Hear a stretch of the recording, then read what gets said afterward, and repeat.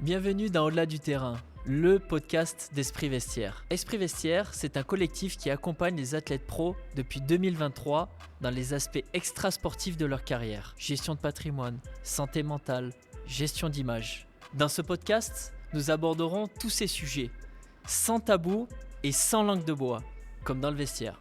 Si vous voulez en savoir plus sur Esprit Vestiaire, foncez voir l'épisode 0 et rejoignez-nous sur les réseaux sociaux Esprit Vestiaire. Pour tourner ce podcast, nous avons la chance d'être accueillis par eMotion Paris, le plus grand centre simulateur automobile professionnel d'Europe. Merci aussi à French Bloom de nous permettre de pouvoir passer un moment festif et sans alcool. Et surtout, nous sommes très heureux d'être accompagnés par Stéphane de Seven Atom, notre partenaire de confiance, qui au travers de sa plateforme numérique simplifie et rend accessible l'investissement immobilier pour chacun de nous. Et maintenant, sans plus tarder, entrons dans le vestiaire.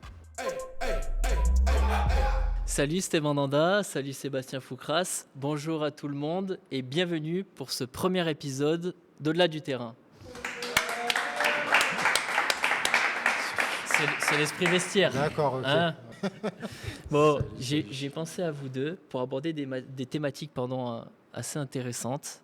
La transmission et le rôle des anciens avec les plus jeunes générations. Avant toute chose, est-ce que vous vous connaissez ? Alors, personnellement, non, mais bien évidemment que je connais Steve Oui. par le petit écran. Qu'est-ce que tu connais de lui, déjà ? Ses résultats très inspirants et sa posture, il incarne et il dégage quelque chose d'inspirant. Et dans toute la dimension de transmission, où on sait que l'exemple enseigne, la posture, elle est importante et on n'est pas obligé de parler pour dire des choses. Et voilà, au-delà de tout son parcours sportif, c'est ça que je retiendrai. C'est intéressant. C'est gentil. En tout cas, je suis d'accord avec toi dans la posture, dans le fait de ne pas forcément toujours s'exprimer ou crier. Parce qu'au final, c'est pas parce que tu cries que tu vas être entendu. Donc, c'est quelque chose qui, pour moi, est très important. Donc, là-dessus, on est en accord. Ça commence bien. Exactement, ça me fait plaisir. Mais je vais me permettre tout de même de vous présenter avec mes mots ce que je sais de vous. Steve, tu as à côté de toi Sébastien Foucras, ancien spécialiste du ski acrobatique français, médaillé d'argent au JO d'hiver en 98. Tu as fait de la transmission et du partage ton métier avec la création des Étoiles du Sport. Un programme de parrainage que tu as créé il y a 25 ans avec anciens et actuels champions et surtout de la transmission avec les espoirs du sport français. C'est bien ça ? C'est un bon résumé, c'est une histoire de compagnonnage. On pense qu'une expérience, si elle n'est pas transmise, elle est perdue. Comment on va faire en sorte que ces grands champions puissent transmettre à la jeune génération pour qu'ils puissent avancer plus vite vers le haut niveau et puis vers leur vie d'homme et de femme finalement. C'est bien. Et Sébastien, je te présente l'ex-gardien international de foot, champion du monde 2018, détenteur du record absolu de l'histoire de l'OM avec 613 matchs officiels et depuis 2025, chômage, puisque tu as annoncé ta retraite officielle du foot après 20 ans de carrière. Et donc, comme tous les anciens du foot, tu t'es mis au paddle. C'est vrai. C'est ça ? C'est vrai. Avec un classement incroyable qui a été mis à jour aujourd'hui d'ailleurs. Ouais, il faut que je regarde le classement. Je Je connais pas, j'étais 2000 et quelques. Donc, après, j'ai pas fait trop de tournois cette semaine, donc ce mois-ci, donc j'ai pas dû prendre beaucoup de points. Mais oui, j'ai une grande passion pour le padel depuis déjà un moment, mais qui s'est accentuée avec l'arrêt de ma carrière.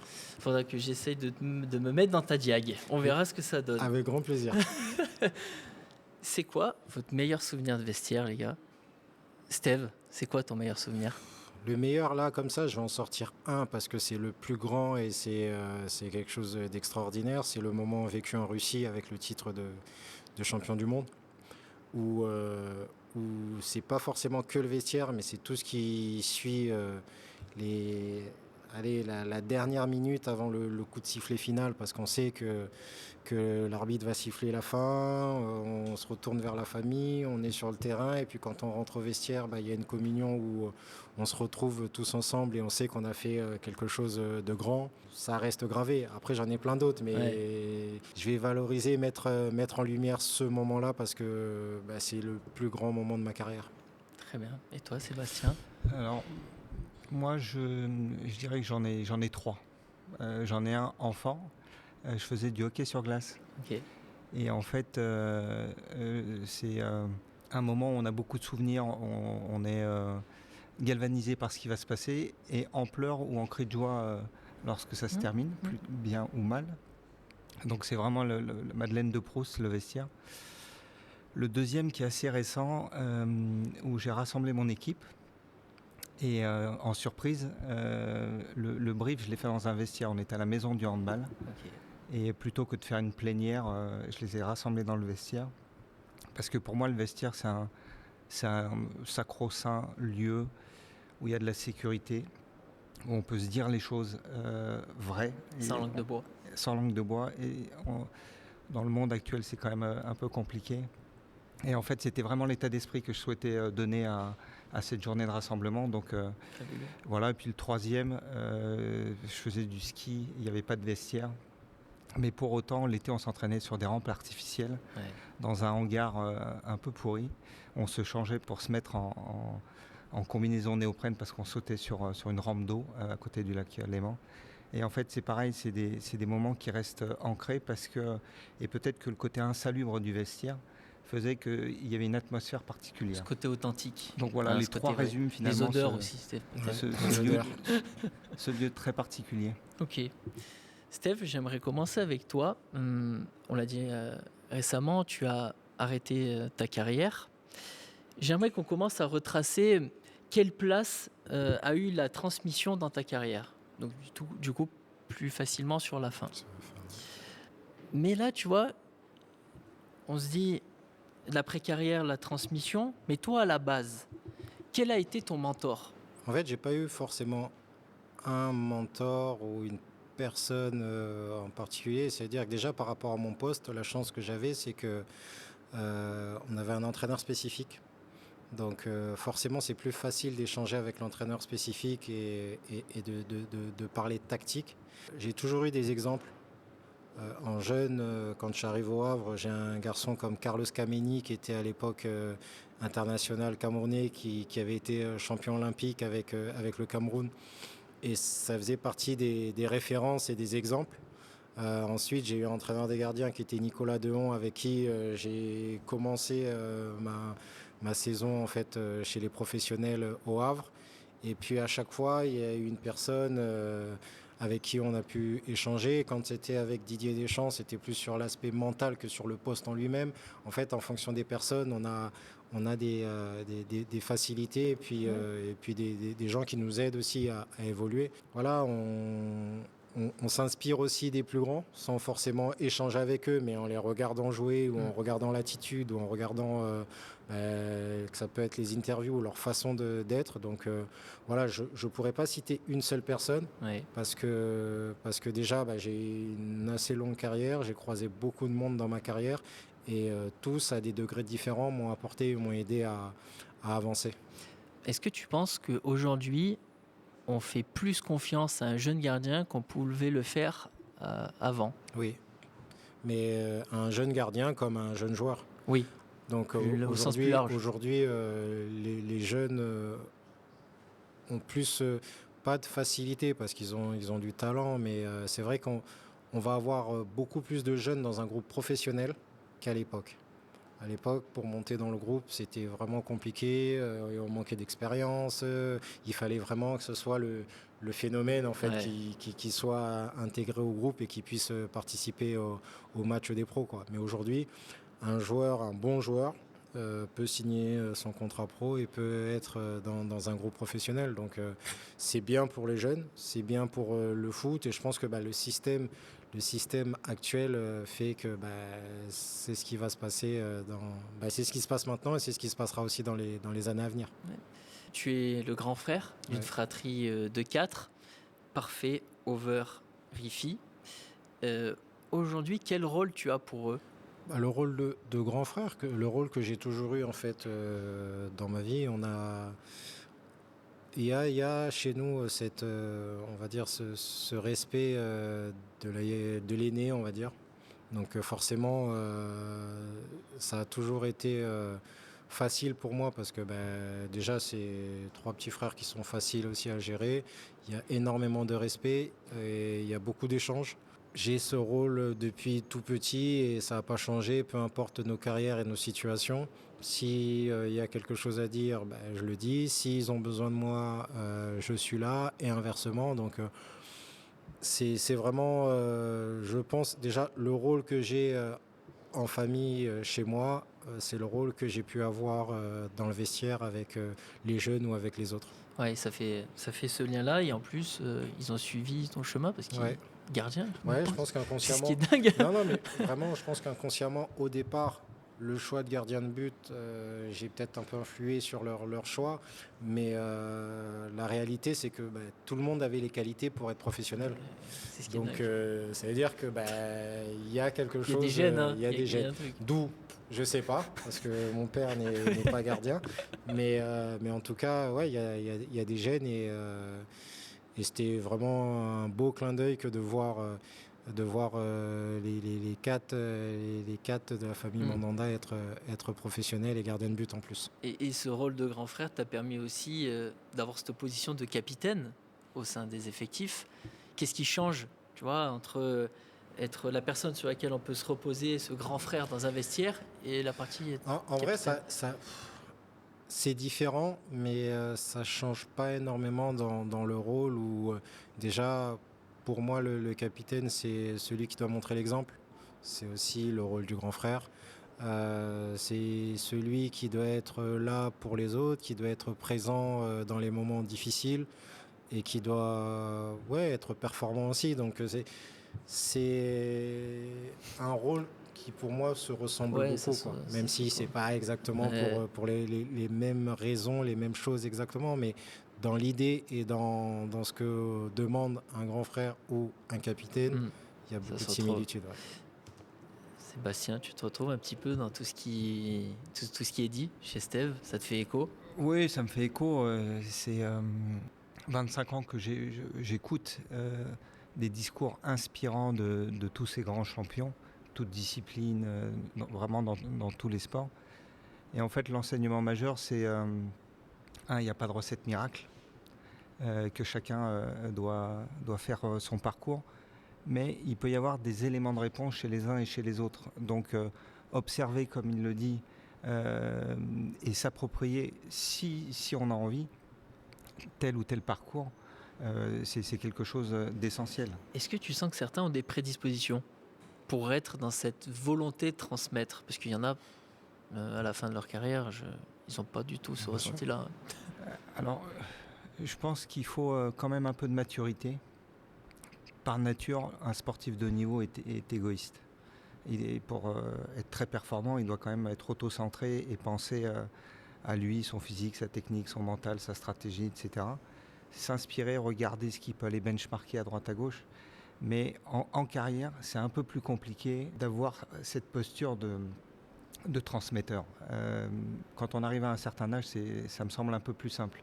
Mais après, il n'y a pas de vérité. Chaque profil est différent. Il y en a qui sont prêts à transmettre plutôt que d'autres. Pour en revenir à la transmission, dans tes dernières années de carrière, toi, Steph, tu sentais des jeunes qui venaient vers toi et qui avaient ce besoin de transmission de ta part? Oui, on sent que déjà, comme je disais tout à l'heure, il y a beaucoup de jeunes. Et ces jeunes-là sont aussi très à l'écoute. Moi, pour avoir eu pas mal de jeunes, que ce soit à Marseille ou à Rennes, ils sont très respectueux.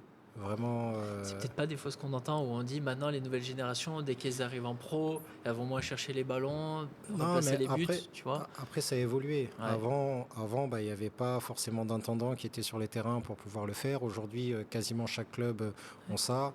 Oui, forcément, les vieux, on va dire oui, mais nous, à notre époque, on faisait ça. Mais il faut accepter aussi que les choses ont changé, ont évolué. Mais malgré tout, les jeunes restent très respectueux et sont très à l'écoute. Moi, je suis pas forcément le donneur de leçons. Ouais. Ça, c'est ce que j'ai jamais voulu être. Par contre, si je sentais qu'il y avait un petit conseil à donner ou un petit mot, juste aller vers le jeune ou le moins jeune. Ouais. Après, derrière, c'est lui comment Il reçoit voilà, l'info. comment il reçoit et comment il réagit et comment il revient vers moi. Oui. Donc, ça a toujours été fait dans la bienveillance. C'est vrai qu'il y a une part d'égoïsme dans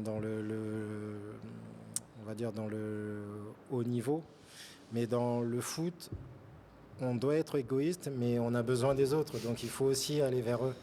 Et c'est là où c'est important, dans le rôle de capitaine ou dans le rôle de leader, de bien connaître aussi ses partenaires et ses collègues, parce que on ne va pas s'exprimer de la même façon à un joueur qui est titulaire ou un peu plus mature qu'à un jeune qui est un peu plus renfermé, qui a plus besoin d'attention ou qui a plus besoin de... Et pour moi, c'était quelque chose qui me plaisait beaucoup parce que déjà, je suis quelqu'un de très posé qui analyse énormément et j'arrivais en fait à cerner un peu les personnages et à pouvoir m'exprimer avec eux en faisant attention aussi à comment ils étaient, s'ils avaient joué ce week-end ou pas, parce qu'il y a des mecs qui jouent, ils sont tranquilles, tout se passe bien, mais à côté de ça, il y en a d'autres qui jouent pas, qui sont un peu plus frustrés. Donc toutes ces choses-là, c'est ce qui me plaisait aussi dans le vestiaire et c'est ce qui me manque aujourd'hui. Ça fait beaucoup de connaissances de toute façon avec le milieu, avec la carrière que tu as pu avoir, mais je sais que tu suis une formation au Centre de droit et d'économie du sport à Limoges. Limoges, oui. Pour comprendre le management derrière d'une équipe de foot, l'objectif pour toi, c'est de pouvoir transmettre d'une autre façon dans le futur? Moi, j'ai pour objectif aujourd'hui d'être dirigeant en tant que directeur sportif, on va dire. Et c'est pour ça que je fais cette formation. Et c'est sûr que dans ce rôle-là et dans ce but de transmettre d'une façon ou d'une autre, c'est de la transmission parce que dans ce rôle-là, je serai amené à côtoyer des jeunes joueurs, à côtoyer des plus anciens, à manager aussi et à gérer un groupe, soit sportif ou administratif. Donc c'est quelque chose qui, moi, me plaît beaucoup parce que j'aime cette relation humaine, parce que c'est de la relation humaine avant tout. Et tu as un club en tête? Tu as un objectif? Sans nous le dire, forcément nous le dévoiler, mais est-ce que tu as déjà des objectifs d'endroit? J'ai des envies. Okay. Que je dirais pas. Envies. Mais ouais, j'ai des préférences, on va dire. J'ai des préférences. Ok, bon, c'est cool. Je vous propose maintenant de faire un petit jeu. Jingle. Quand on parle de mentor, on parle souvent de grandes citations. Je vais vous lire des citations et vous allez me dire si elles ont été prononcées par Michelle Obama, Didier Deschamps ou Coach Carter. J'espère que je vais trouver celle de Didier Deschamps, parce que sinon je ne suis pas bien. Exactement, je pense que tu l'as bien côtoyé, tu as pu en entendre certaines. Alors, vous me devez le respect et je vous dois le respect. C'est la base de notre contrat. Coach Carter. Didier, est-ce qu'il a dit ça? Je pense pas, non. Mais il l'a dit médiatiquement ou dans le vestiaire? Non, c'est en général, c'est sorti de sa bouche. Je sais pas, Coach Carter. Coach Carter. C'est Coach Carter. Le succès ne se mesure pas à l'argent que vous gagnez, mais à l'impact que vous avez sur la vie des autres. Obama. Les trois auraient pu le dire. Je redis Coach Carter. Coach Carter. C'est Michelle Obama. On enchaîne. Dans la vie, on ne peut pas avoir des architectes, on doit avoir aussi des maçons. Ça, c'est Didier, ça. Ouais, ça a fait tout du écho. T'as une souvenir de cette petite phrase ou pas? Non, mais je sais que dans le foot, on l'utilise souvent. Parce qu'il y a les artistes et il y a les maçons derrière et des architectes, il y a de tout. Bon, allez Didier, c'était toi. Le très haut niveau, c'est l'exigence et la remise en question permanente. Didier. Ouais, Deschamps ou Carter, c'est quand même plus dans la bouche d'un coach sportif. C'est Didier Deschamps. Si vous écoutez attentivement, vous entendez la grandeur qui vous appelle. Obama.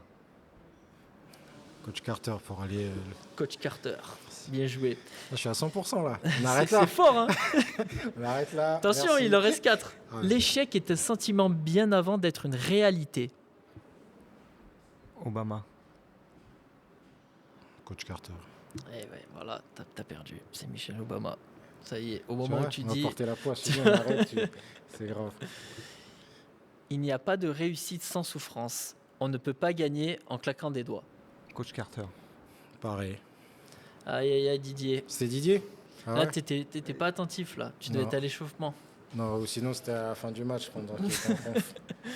Ce que vous faites aujourd'hui détermine les adultes que vous serez demain. Coach Carter. Coach Carter.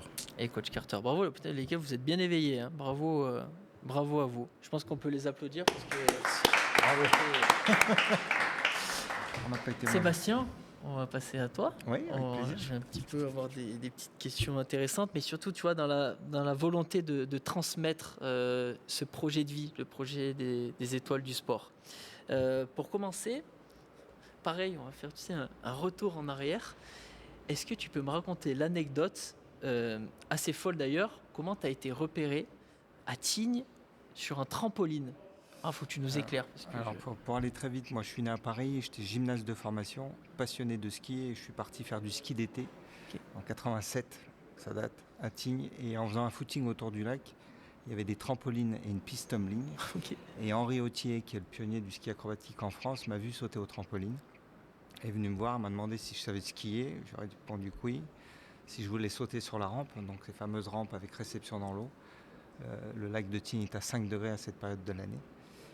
Et à l'issue de la journée, il m'a demandé si je voulais revenir le lendemain. Je lui ai dit que non, parce que c'était 50 francs. À l'époque, on parlait en francs. Et je ne l'avais pas prévu au budget tous les jours. Et il m'a invité comme ça pendant 15 jours.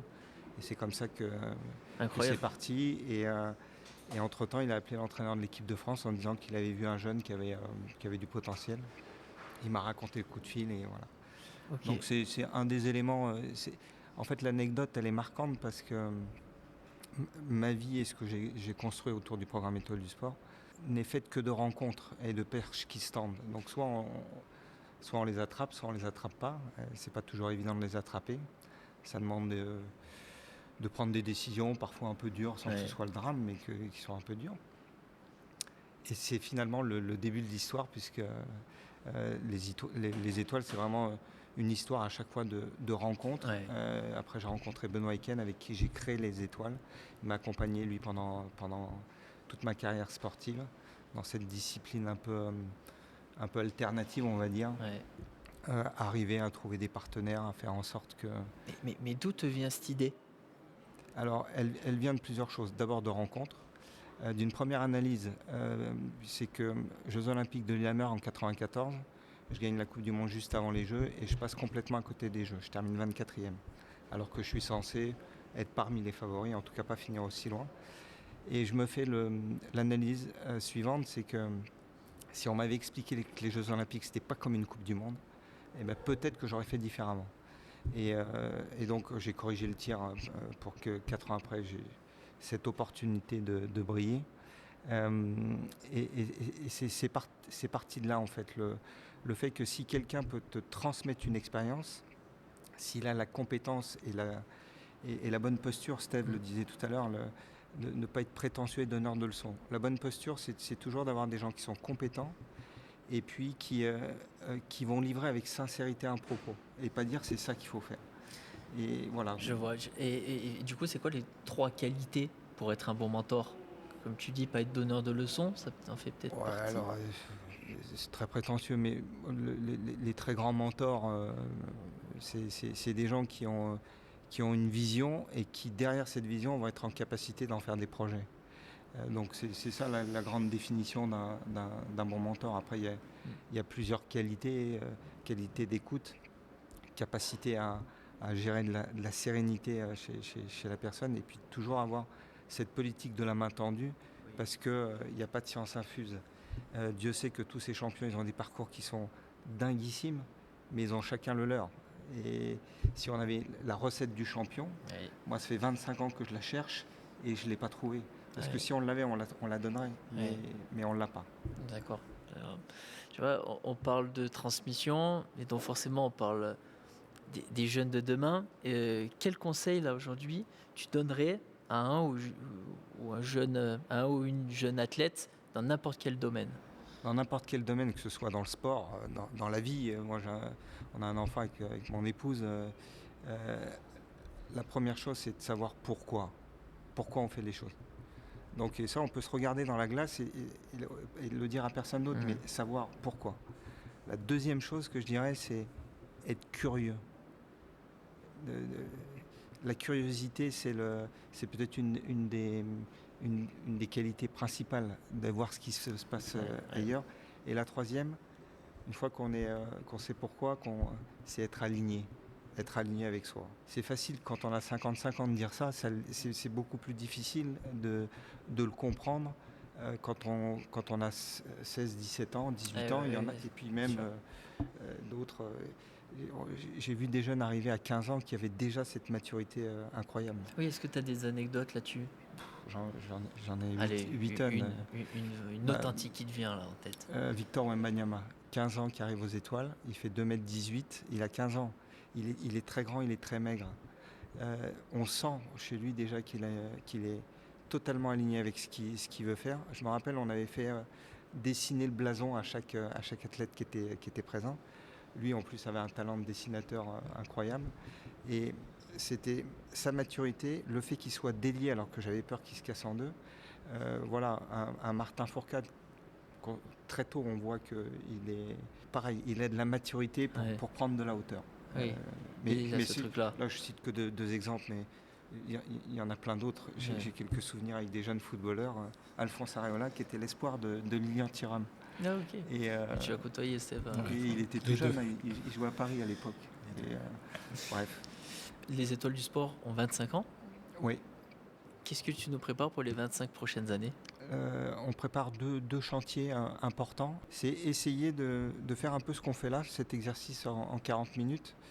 Nous, ça fait 25 ans qu'on essaye de comprendre l'écosystème de la haute performance pour l'ensemble des acteurs de cet écosystème. Ce que l'on a envie, c'est pouvoir transmettre et le rendre accessible au grand public. Faire en sorte, c'est très santé publique ce que je vais dire, mais c'est la vérité, faire en sorte qu'il y ait un peuple de France qui se remette en mouvement, qui mange mieux et qui gère mieux les pressions. Donc on essaye de voir comment on va pouvoir, par l'incarnation de tous ces athlètes, participer à mettre notre petite pierre à l'édifice. Puis le deuxième chantier majeur, c'est d'essayer aussi d'apporter un complément dans le financement de l'écosystème de la haute performance. Et je parle là un peu plus des sports olympiques, paralympiques et alternatifs, et pas forcément des sports professionnels qui sont déjà structurés. Oui. Nous, il y a un peu plus de...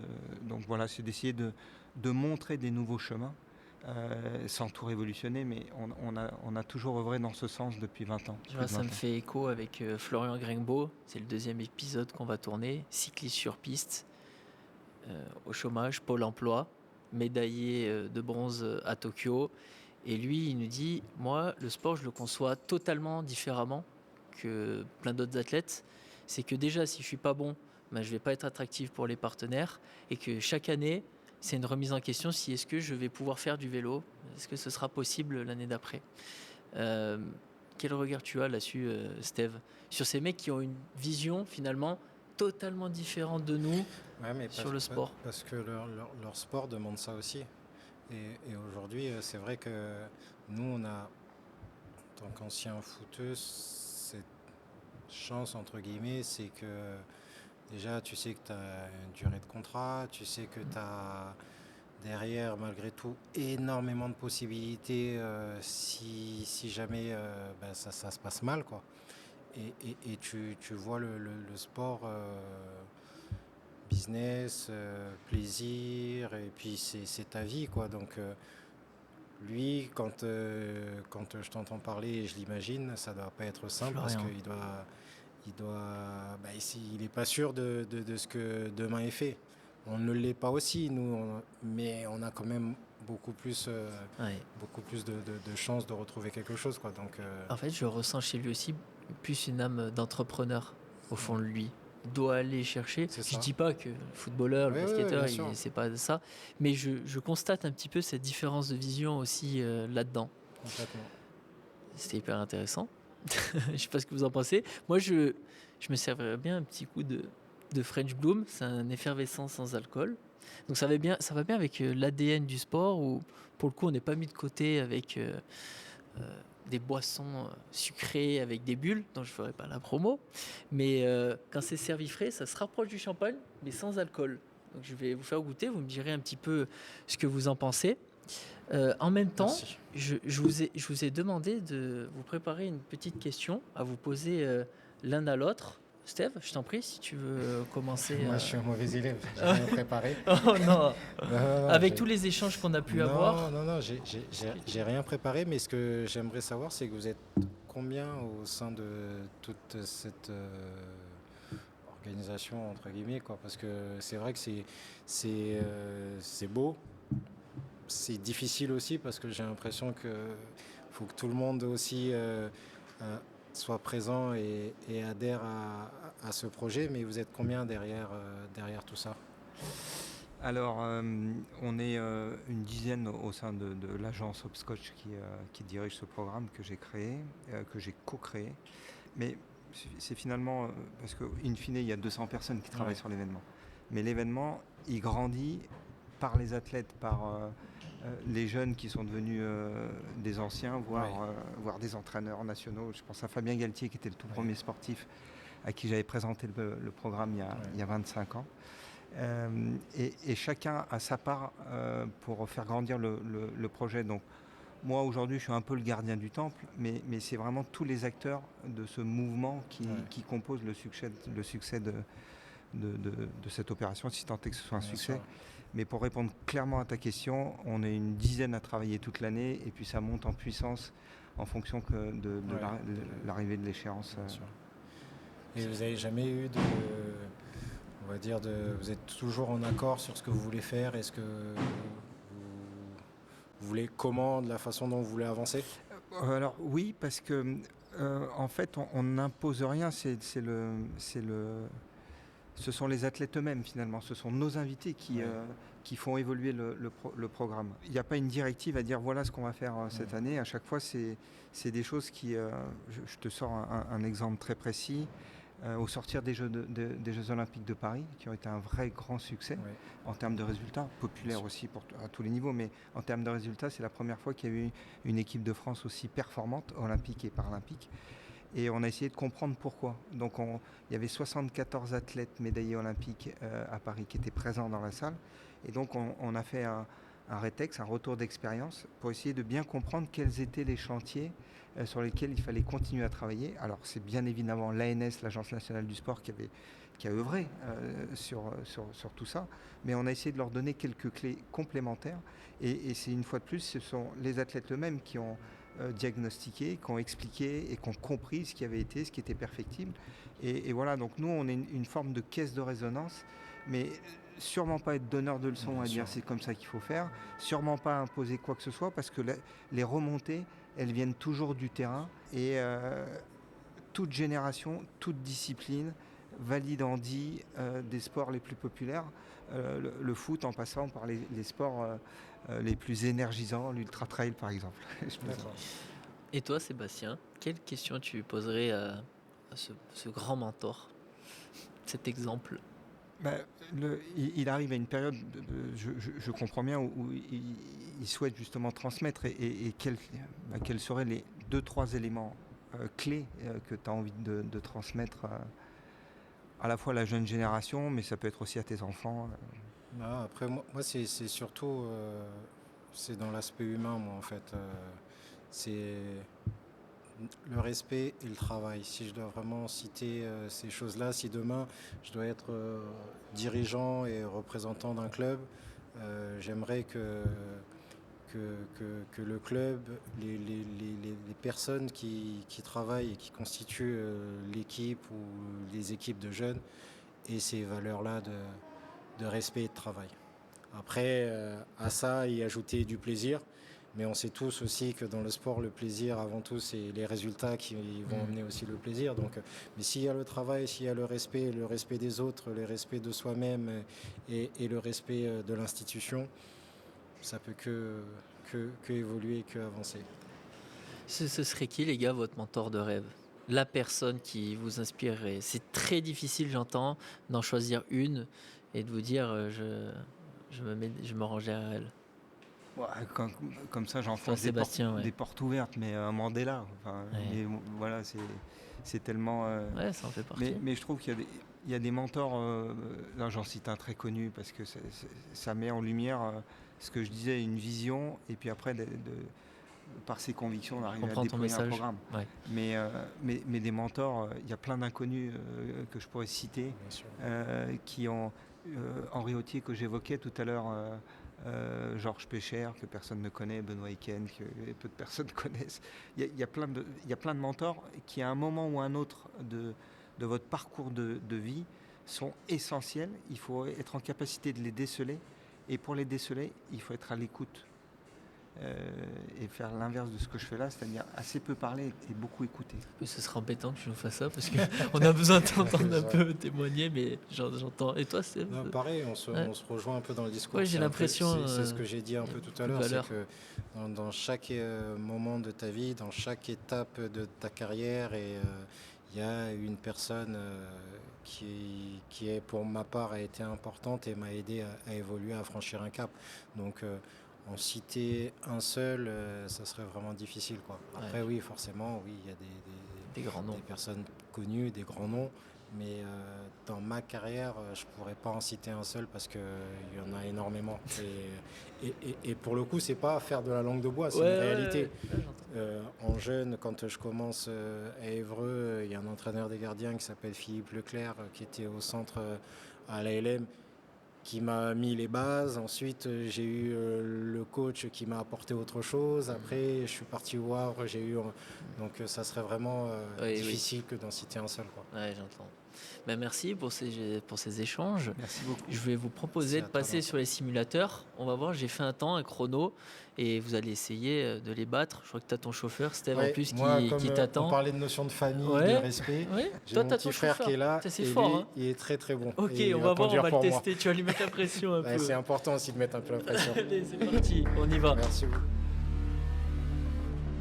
On est chez Emotion Paris, au cœur du Sim Racing. Un espace où tout a été pensé pour reproduire les sensations de pilotage le plus immersif possible. Venez prendre les commandes de simulateurs de performance exceptionnels, conçus par des experts. Venez ressentir les trajectoires comme sur un véritable circuit. Perso, j'adore. Et en plus, ils ont l'esprit vestiaire. Rendez-vous chez Emotion Paris pour battre mon record et celui de nos invités. C'est bon, Sébastien? C'est bon, over?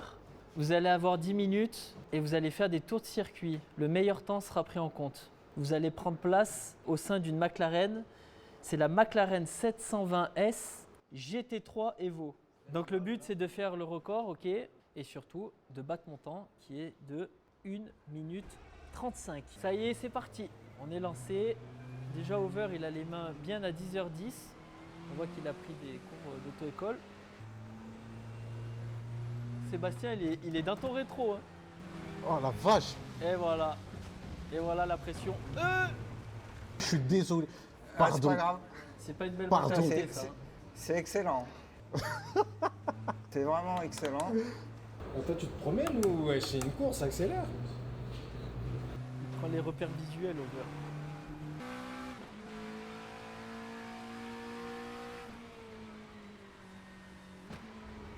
Oh là là, ça va un peu trop vite. Il est en drift, Sébastien. Donc, Sébastien, premier tour. Virage, lui, 3,39, Il est Over serré, celui-là, 3,33. Oh putain. Tu te fais secouer? Ouais, Depuis tout à l'heure, on voit ton fauteuil. c'est vraiment génial. Ah ouais. Ah, vraiment génial. Oh zut! Oh, tu m'as déconcentré, c'est de ta faute. Oh la vache! Oh la vache! La vache! Et voilà. La confiance. J'étais bien, c'est pas possible ça.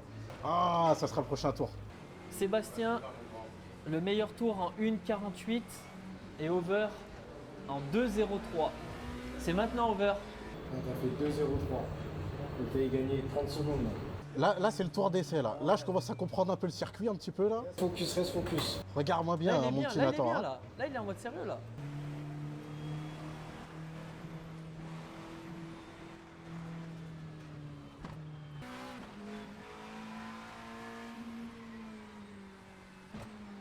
Je vous propose qu'on retourne finir le mini-épisode. Merci, Allez. chauffeur Romain Banda. Y a pas de souci. Si t'as besoin de moi, tu me dis en toute Non, sécurité. ça va, ça ira. Je pense que... Merci les gars. Ah, c'était génial. C'était C'était génial. Mais là, je pense que j'ai vraiment cassé du matériel.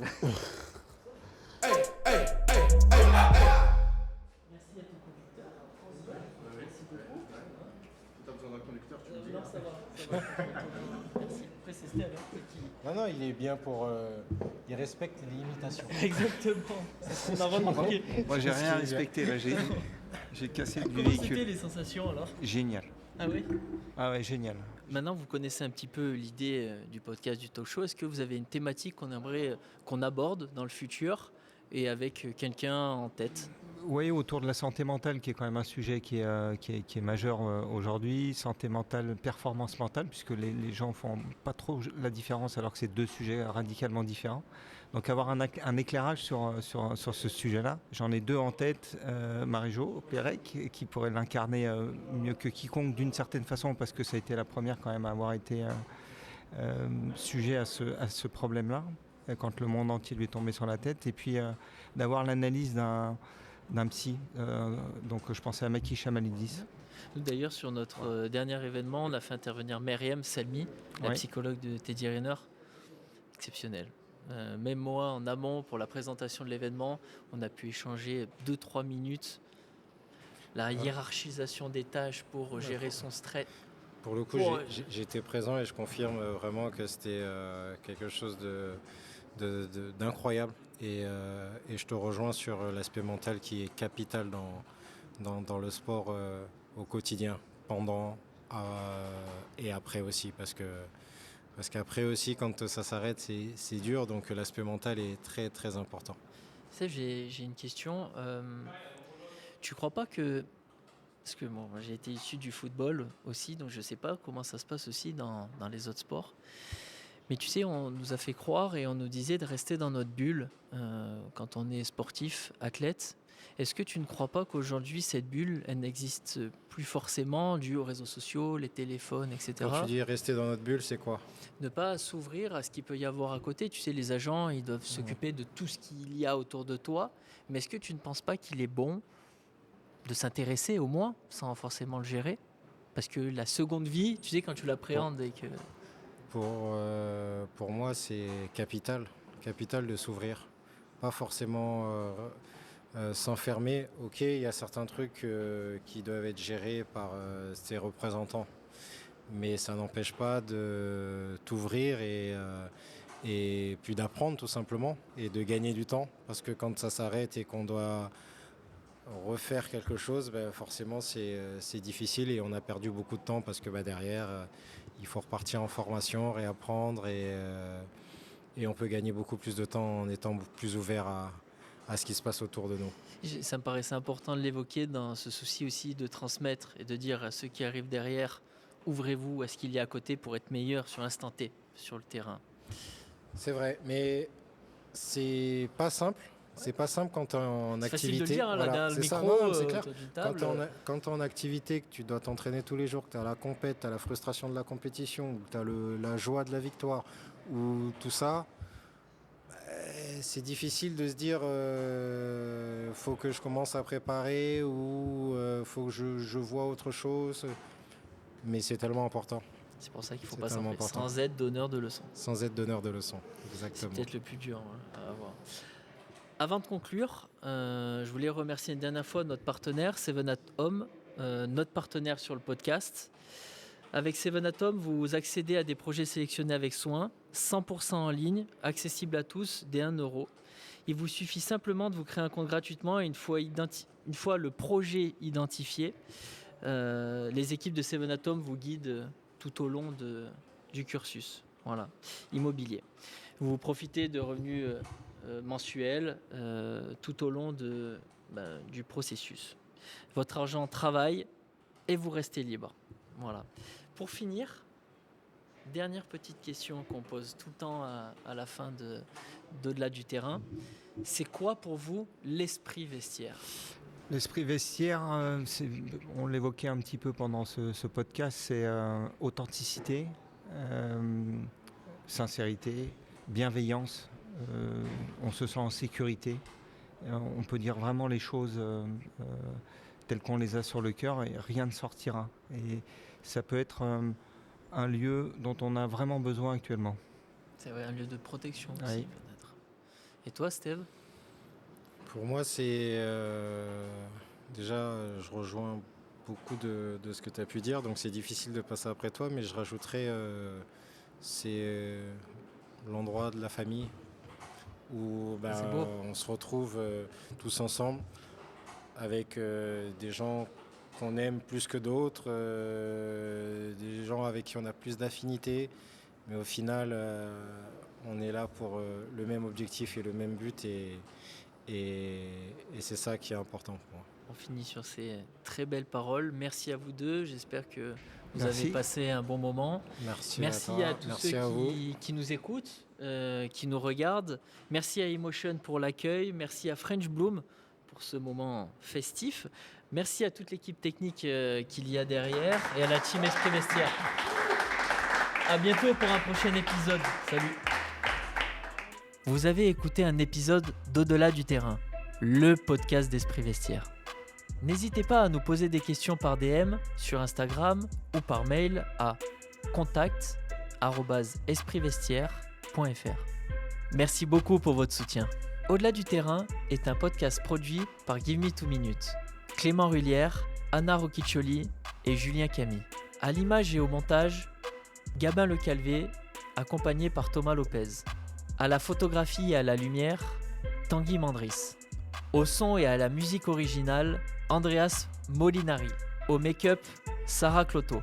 Bravo à toute l'équipe d'Esprit Vestiaire, à Capucine, Marco, Vincent et Stéphane. Et moi, c'est Nathan Crémilleux. J'étais très content d'animer ce podcast avec vous. Merci pour votre soutien et à très vite pour le prochain épisode.